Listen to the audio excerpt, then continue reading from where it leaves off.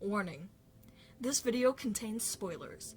If you do not wish to be spoiled in Rise of the TMNT or She-Ra and the Princesses of Power, please watch them before watching this video. If you do not care, or have already seen them, please enjoy your stay. Now, sacrifice is a pretty heavy word to throw out into the open without any explanation. There are so many different levels of sacrifice and depths of how and why they occur. So why? What would drive a character to do something like this? Whether it be a minor sacrifice or a major one. It doesn't seem like something that is good for you if you do it constantly. I suspect that it can vary per character, but I've begun to notice that it all begins to connect at a certain point. They have to be heroes.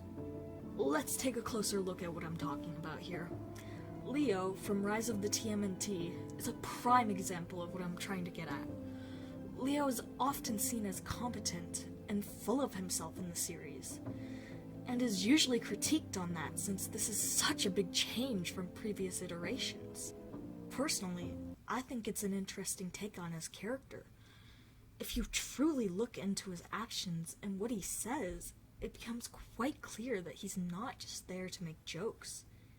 He's a person, turtle, who has feelings and emotions, and is just fairly good at masking what he's really feeling. In my opinion, it's pretty obvious that sometimes his words don't match what he's feeling or thinking. Leo feels as if he has to prove himself to be worth anything. If he's not the best, what good is he? This becomes abundantly more clear in the movie, where the whole movie is structured around this factor.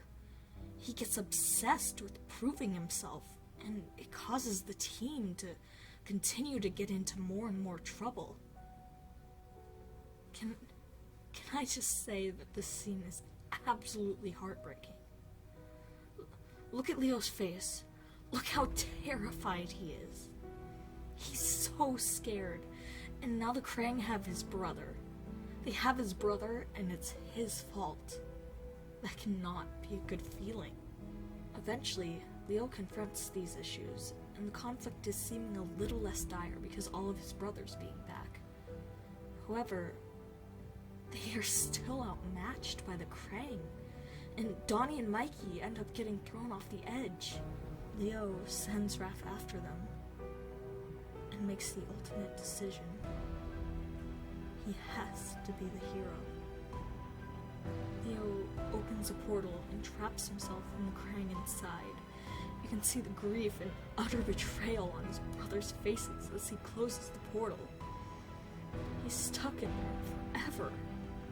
At least to his knowledge, but it was worth it to save his brothers. We see this as he holds a portrait of his family close to himself and begins to cry. God, this scene wrecked me beyond belief. Fuck, why am I crying? With that being said, I'd like to move on to another character from a series I enjoyed. Adora from She-Ra and the Princesses of Power. As we follow Adora through the series, it becomes increasingly obvious how she considers herself secondary to those around her. She has to save them. Otherwise, no one else will. She often gets extremely stressed when a situation is dire, because if she doesn't come up with a plan, it will all fall apart and everything they worked on will have been for nothing. I have a feeling that Adora was happy when she found that sword and left the Horde. She was fulfilled and felt like she had a purpose. Without being the person who saves everyone, who is she? I have to. This is a phrase that Adora starts off a lot of her dialogues with, saying that she has to do something, like save the planet, when there are plenty of people who can help her do it. She gets so caught up in the fact that she is She-Ra, and that she has the ability to change the world, that she forgets to take care of her own needs. Throughout the series, she constantly meets up with Catra, and hardly tries to win her back, the only times being when it's heroic to do so. She always has to be the one to fix everything. She has to be the hero. As the series goes on, we meet Horde Prime and the situation becomes more scary than ever. Adora has mostly lost She-Ra because of her mind blocking her out. She's so set on being the hero that when someone has to take the heart, she does so without considering how others feel about her risking herself like that. Catra gets upset when she had finally come back to their side. She leaves because she can't handle seeing Adora doing this to herself again. This makes it hard for Adora to concentrate on She-Ra, since her emotions are getting in the way. She has to save everyone, but she feels so alone. She knows she has to do this herself, and the one person she wanted to be there for her, or at least know that she was safe, left because of the selfish act she's taking. Selfish, you may be asking? And yeah, I believe self-sacrifice is selfless to the point that it becomes selfish. You are putting yourself in danger, risking your life, or even throwing it away for the people you love. Those people don't want you to do that. You're going to leave them. They're going to have to shoulder the fact that you died for them the rest of their lives. Mara does a good job of illustrating what I'm feeling here. Adora closes off Bow and Glimmer so she can face this alone. To keep them from being in danger, she gets closer and closer to the end. She sees a vision of sorts, where Mara, the last user of She-Ra, has a conversation with Adora. She tells her that she doesn't have to do all of this herself. You are more than what you can give to others. You deserve love too. You are more than what you can give to others.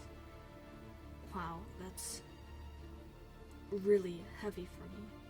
This whole series has been about what Adora can give to others, and the final few episodes bring this to light as they bring Adora to the very edge. She doesn't want to sacrifice herself, of course. But in her opinion, it's the only way. Alright. Down to the last character. Now, this character isn't necessarily from anything. In fact, she's an OC of mine. An Undertale OC. Please have mercy on me. In this AU, there is no peaceful way to get everyone to the surface. 7, creative, I know, replaces the fallen human in a sort of glitch in the system. 7 being fully pacifist means that she and the monsters are stuck underground, even if she befriends them. After a while, she becomes very close to these monsters. So close, in fact, that she gets obsessive of them. She clings to those she cares about, and the ability to reset begins to go to her head. To the point that whenever her friends are in danger, she just throws herself in front of them, without care of what happens to her, as long as her friends are safe. This would be less not okay if the monsters didn't necessarily remember resets, but Sans and Papyrus do. They're extremely close to 7, and to see her simply give herself up the second things get difficult is difficult. Like, do you really want to die so badly? Why are some people so eager to sacrifice themselves? It It's like a rush of euphoria to them.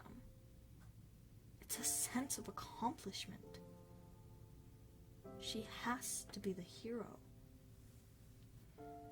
It gets to the point where it just seems like she'll get hurt just to get hurt.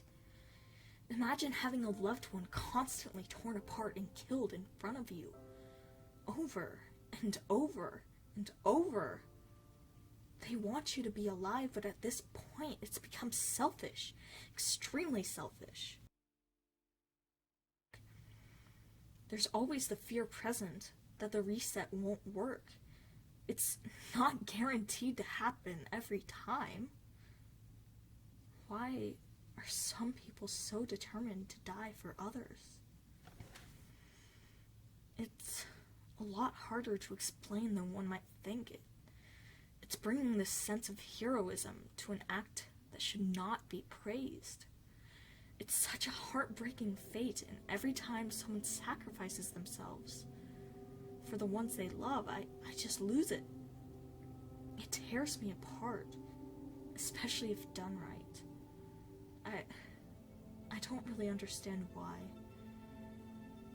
Maybe it's the ability to be able to put others so high above yourself that if you're going to die, you may as well save them. You don't think of the effects to your loved ones because all you care about is them being alive to be able to be affected. You saved them, and they lived on. But now they have to live on without you. You're the hero. Are you happy? Was it worth it? I hope so.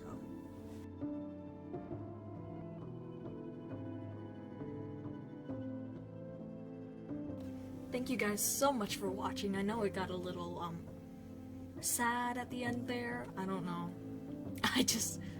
I've had this video in my mind ever since I began watching Rise of the TMNT, and it's been awesome, and I love the characters. They're so squishy. They're not squishy, but look at them. I could squish them. That bell's going off. I'm gonna fucking kill it. Alright, I hope you guys have a nice day, and we'll see you next time. Leonardo's leader of blue does everything ninja does. Donatelli is a fellow good with machines. Raphael has got the attitude. Michelangelo, he's one of a kind. And notice where to find him when it's hard time. And Master Splinter taught them every single skill they